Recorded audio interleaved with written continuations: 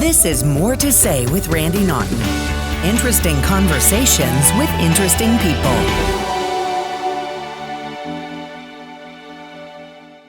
Welcome back into another edition of More to Say with Randy Naughton. We welcome you in, and if you haven't done so yet, we are cooking with all these episodes out of the gate, and you can catch us on all streaming platforms. You can like, you can share, you can subscribe, you can review it, and follow me on social media at Randy Naughton on all platforms.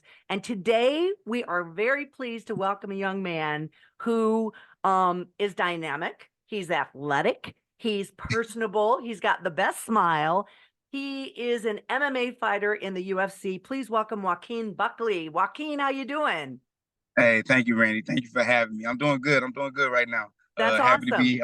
Now Yes, you ma'am. are, I'm happy to be home. yeah, you're in St. Louis and you're from St. Yes, Louis, Marquette yes, ma'am. graduate, right? What year Yeah. did you graduate? Because you know people Uh, want to know that. right. Class of 2012. Right. The best class that has ever graduated from Marquette for sure. You know, we had all the vibes, we had all the energy back in 2012. All the teachers missed us back in the day. You know, but regardless of that though, yeah, I'm back home in St. Louis after leaving Vegas. I left Vegas and I attended one of the biggest shows and one of the biggest events that was out there called UFC 300, and it was a massive event. So I'm just glad to be back home with my brand new baby girl, who was also Oh, born on that day. how old Yeah, is she? she was just born You just got yesterday. me. You just got my heart. You got a baby girl just yesterday. That is awesome. What's her name? Yeah, Araya. Oh, Yep, that's Araya. beautiful. Yeah. Congratulations, Papa. Thank you. All right, and Appreciate you got to protect that pretty face now. So you. Yeah. you are now ranked top 20. Were you 11 or 7 right now? Right now I'm sitting at 11. I 11. should be, I should be 10, but they was petty. They gave me 11. They That's all put me at right. number 11. But I beat this guy named Vicente Luque, who is a great fighter and was a great veteran, in the UFC. His opponent had ended up falling out named Sean Brady, who was number 8 in the world. And, you know, they needed a replacement. They couldn't find anyone.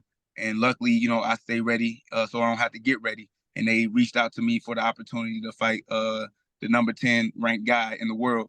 And I told him, yeah, I would. So, yeah, That's that's why great. we're number 11 in the world right now. Now you Yes, you ma'am. come from a wrestling background at Marquette High School. How did you Yeah. transition into MMA? Well, the whole reason why I got into wrestling in the first place is because I loved MMA. And so the biggest thing is when I was real young, like, you know, when I was like more in elementary, I was always into mixed martial arts. I was always into fighting. I was always, you know, passionate about it. And I told my mom, like, hey, I want to do, you know, karate and, you know, taekwondo. She said, boy, you don't even know how to play on the football field. You be crying every time you get hit. And I'm like, hey, mom, but I want to do this. So never had the capabilities of doing it. But I told myself and I made sure that I was like, you know, when I get older, I want to be a part of mixed martial arts. And the reason why I got into wrestling, it was free. It was, Yeah, you know, it was free to the students, and it was something that was closest to combat sports that I could get to, and that's the reason why I wrestled. So as soon as you know, I graduated from high school, I looked up the first gym on Google, and you know, I attended. So that was Finney's MMA back in the day, and I believe, yeah, 2012, 2013. Yep. all right. So I was looking at some of your videos online, not only your podcast, but in 2020, you had the knockout of the year, the Yeah. knockout of the match, the knockout of the month, the knockout. It was incredible. The dude was holding your right foot, and I don't Yeah, even know yeah, what the yeah, move is called. Then you came up with yeah. your left foot and knocked him in the head and knocked him cold. That Yes, ma'am. Yes, and ma'am. and now I saw some people online sort of trolling you, saying like, "Oh, you're riding the coattails of that knockout and da da da. You haven't done anything yet." What do you say Yeah. to the trolls online? Because there's a lot of trash talking on the socials. They doing their job, Randy. Come on, you need the trolls, you need the haters. That's what motivates me a lot. But I tell people all the time, be honest with you, I didn't really take initiative. Because when I did the kick, it's not like I planned to knock out Impa Kasaganai. That's the guy or my Yeah, opponent that I knocked out in Abu Dhabi in 2020. But I didn't plan on doing that kick, right? It was just something that happened in the moment. So when people say, "Oh, I'm just riding off that kick," no, I really not, because I would have made T-shirts, I would have made merch, you know, I would have you did still can. breakdown videos and all type of stuff if that was the case. But regardless of that nature, you know, that kick was 4 years ago, and I've Yeah. grown so much from then to now. So I really feel like, at the end of the day, I really have so much more to show besides that kick. So I let the haters do their job because, they keep my name relevant. And it motivates you, I'm sure. And you Yeah. mentioned your mom. She's no longer with us.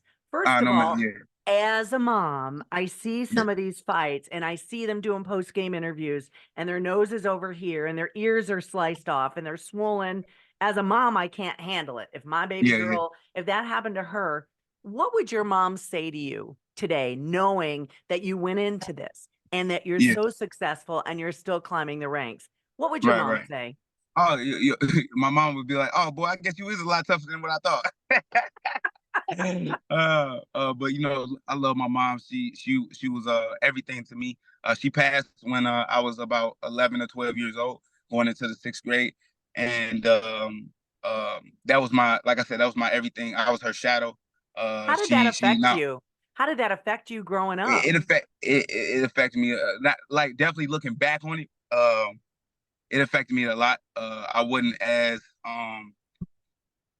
social with a lot of kids. I was Yeah. kind of actually going through depression because you talk about somebody that I wake up in the morning every day to see their face and then no longer seeing them anymore, right? Just like that in a blinking of an eye, with no warning. It's just like as a kid, you don't really understand that, and then people be telling, "Oh, she in a better place right now." What better place than right now with me, right? Yeah. So I really couldn't understand, religion and God and all this other stuff because why would God take, something so close that was so close to me away from me?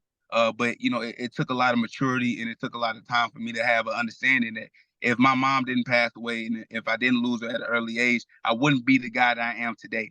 Right. I have a, great, thick skin. I don't allow a lot of things to affect me with what people say or what people do because I realized at an early age that, life is short. So I really got a great understanding of death when I was very young.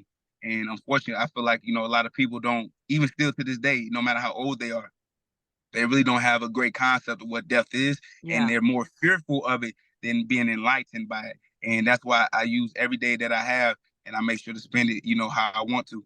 Yeah. That's pretty amazing. Very mature, very mature. Mm. And now that you are a parent and of your baby girl's 1 day old as we sit here and One day. speak, Yeah. Yeah. what are you going to take from your mom that you learned from your mom, as a parent, and go Yeah. forward to raise your little girl? Well, at first, because I don't just have a little girl, I have a son too as Uh-huh. well, named Isaiah. He's about to be 4 in August, Oh, and good age. yeah, yeah, it's a beautiful age.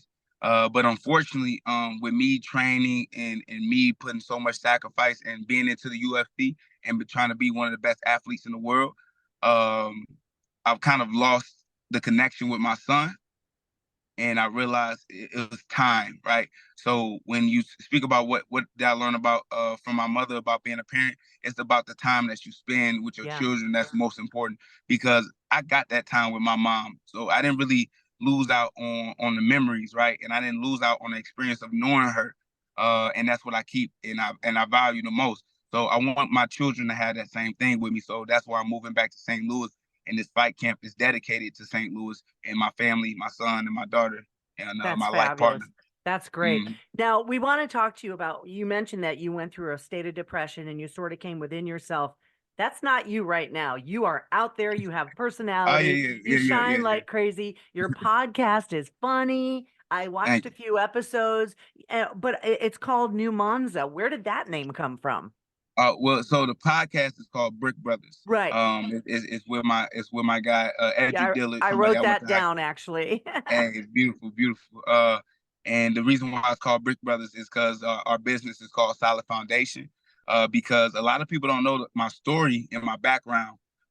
Before I got into the UFC, and I was training full time as a professional athlete. I was just training with a core group of guys, my friends, right? And these friends of mine, which is Max, Murad Beck, Choriev, and as well Edric Dillard, Travis Brown, and RIP to my guy Ryan Sutton, who tragically, committed suicide, unfortunately. Um, we all stuck together to help me get to the place where I'm at. So that's why I call it the solid foundation, and we call each other's bricks because with those solid foundation, you have to, build on top of one another to help each other get to a place where you need to be. And so yeah, so that's where we got Yes. that Brick Brothers podcast from. Yep. Well, even when you grow old and maybe this is no longer a part of your life, I totally see you as a motivational speaker or a commentator on TV. You've really got it. I mean, I've been in TV and radio for 40 years, and you're not afraid of the microphone or the camera. I appreciate it. Well, I think I've grown a lot with the promotion, and I tell people there's nothing really much to fear when you accept, the end route, which is what we just spoke about. But I fight for a living, so there's a lot more other scarier things than besides just hopping on the mic and speaking your truth, right? Yeah, no So doubt, no doubt. Now we do want to talk about what's happening in St. Louis on May 11th. UFC is coming, the Ultimate Fighting Championship to Enterprise Center, UFC Fight Night. What did I read? Is there like 10 or 11 bouts so far? 10 or 11 on the card. yeah, Why are you not on the card in your own backyard yet? yeah, yeah. I really don't have an answer for that because I should be. If I took any damage back when I fought March 30th against Vicente Luque, then yes, I wouldn't be able to, be able to fight May 11th. But I didn't take any damage. I didn't get hurt, and my weight is still good. So I told the UFC, and I reached out to Dana White himself, the big boss, right? And I kind of crashed the UFC 300 press conference just to speak with him because he's a hard person to get in contact with, Yeah. obviously, right? So I knew he had to be at the biggest event in the UFC's history. So I took an opportunity. Like I said, I wasn't scared. I wasn't nervous. I got on the mic and I spoke my truth. I was like, hey, Daniel, you got to make me a main event in St. Louis in his hometown. And he kind of just waved it off, and he didn't say anything. But the fans, they loved it, and they was rooting for me, and they got behind me. So I really see that there's a lot of people, not just in St. Louis, but the world, that want to see me fight as a main event in my hometown. So yeah, we got to make this happen. So Yeah. what do we do? What do listeners and viewers of this So podcast right now, what do you want us to do? So what I need people to do, I need people just to flood the UFC and Dana White's social media pages, whether that's on Twitter, whether that's on Instagram, Facebook. I don't care where it's at, wherever you can get to it. And I need you guys to at them, and I need you guys to pretty much just put New Mansa main event St. Louis, and that's it, right? And each person that does that is going to get their attention, and he's going to constantly get notifications over and over again to the point where he's going to have to turn it off, right? And my thing is once he has to acknowledge that fact that people want to see it, that's going to motivate them to put me as a main event in St. Louis. So it's not their decision, it's the people's decision, right? To actually make the choice to want to hunt this down with me. So we need to start a hashtag. Yeah, good Hashtag hashtag. on the card in his backyard. That and me On the card in his backyard. Yeah, it yeah, has to yeah, happen. yeah. I will be the Yeah. first one to do it starting today, and we will Yes, ma'am. retweet, we will repost, we will I'm with it, Randy. Let's get it. we're gonna do it. We're gonna hopefully get you there. Yeah, it's kind of goofy. It would to me it would be kind of like a really great PR move to have, hometown guy Yeah. on the Uh, card. and a lot of people don't realize the UFC has been here before. Yeah. Way back then. This is when I was a young buck, right? It's about 7, 8 years ago when the UFC had came to St. Louis. But regardless, they didn't put on a good card for us, and they didn't give us the names that we deserved as a city. And I really feel like they owe us one, right? And why not do one of St. Louis the biggest favor by putting St. Louis' biggest fighter on the card, right? And letting him show out for his city, because I'm always gonna show out. And I feel like every fight that I didn't had within UFC, I have 12 fights within the organization. Every fight is a fun fight to watch. So only imagine if I'm fighting in my own backyard, right? That'd be crazy. And yes, ma'am. And having my family there and having the support and having the love. And that's actually what, I made an acronym for STL, right? And that acronym stands for show the love.